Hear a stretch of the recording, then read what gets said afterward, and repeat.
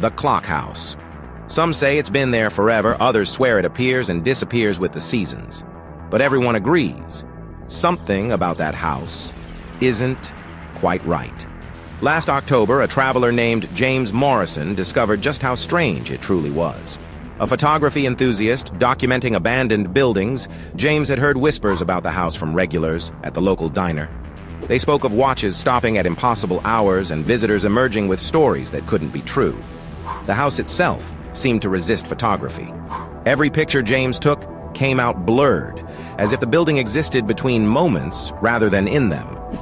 As darkness fell on that crisp autumn evening, James noticed something peculiar. While his phone showed 8:45 p.m., the shadow of the house fell as if it were noon. Despite every instinct warning him away, James approached the front door. It swung open at his touch, hinges moving in complete silence. Inside, dozens of clocks lined the walls, their hands spinning counterclockwise in perfect synchronization. The air felt thick, like moving through water, and each step seemed to echo before his foot touched the ground. In the study, beneath a portrait whose eyes appeared to follow him, James found a leather-bound diary. Its pages contained entries from people throughout history, all describing the same experience. Moments of regret frozen in time, chances to witness their past decisions from new perspectives. As he read, the room grew colder. Looking up, James caught his reflection in an ancient mirror. But it wasn't his face he saw.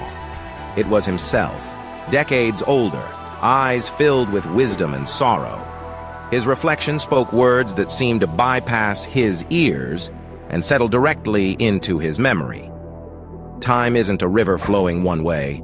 It's an ocean of moments, and some houses are built in deeper waters.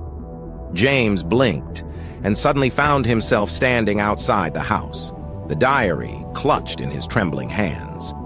His phone showed only 10 minutes had passed, but his camera roll contained photos he didn't remember taking, images of himself at different ages, in places he'd never been.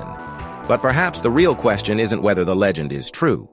It's whether we're ready to face what the house might show us about ourselves.